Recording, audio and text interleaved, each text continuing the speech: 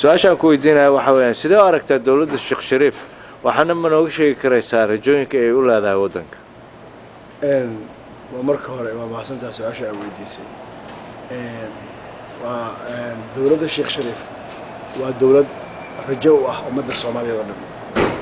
nin allah ninkii calankii ciid jecel oo nin muwaadin ah mar walba ku hadaaqa inuu yahay shacbiga oo caruurtii oo hooyooyinkii oo calankii oo ciidii waxaan u maleeyahay nasabirayga loo muuqata anaga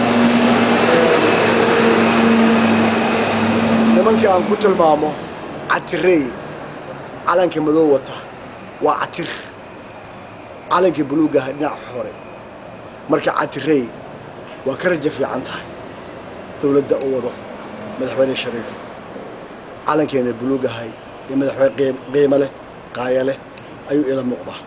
ana waxaan ilaahay ka rajaynayaa fadhi ku dirir iyo qabiilku wuxuu u socday ayay gooni u taallaa